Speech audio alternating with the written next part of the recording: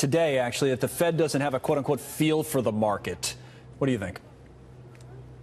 I try to focus on price, not politics. Okay. Obviously we had a positive turn in the markets before the last couple of months, but it wasn't driven by politics. It was driven by the fundamental fact that corporations were making records amount of money, and the ratios were doing well. We had growth in earnings per share on a quarterly basis, and if you look at 2018, it may be the best year for earnings growth that we've seen since 2010. So if we can get back to fundamentals, I think the market can do okay here.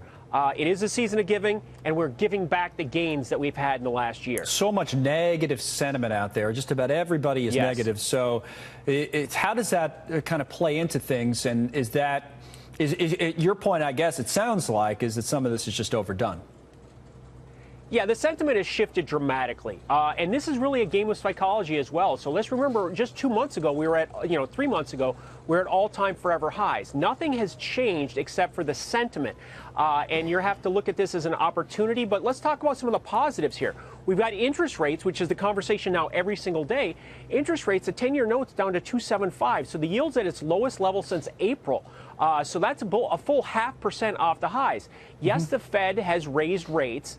But that hasn't spilled over. If you look at these longer-term rates, they continue to decline, and that's very much a positive, as well as the fact that oil's down here at year lows as well. So that's a positive. The oil, some drop, but that's not some sort of a signal that economies, not only ours but around the world, are slowing down, and that is a bad sign for global growth next year, as some argue.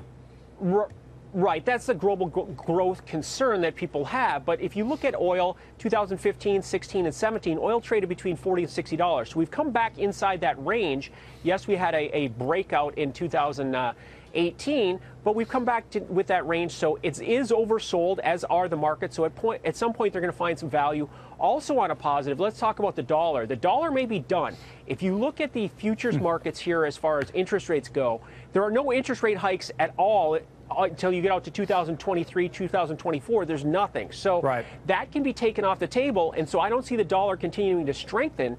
And we did put in a high here just in the last couple of weeks. So that could be very much a positive for the markets as well. Interesting. All right. As a final point, there are kind of two things, I think, big picture, that would turn things around if they work their way into the news cycle. One, obviously, would be the Federal Reserve maybe, turning more dovish and be more flexible, as some officials have talked about. And the other is a trade deal with China. Either one of those two, or both, likely, you think, in the first few months of the year? Well, the trade deal could be a psychological pop, because that'd be one issue that we could set to the side. Like I said, I'm almost putting the interest rate issue to the side now, because I think it's not a factor in 2019.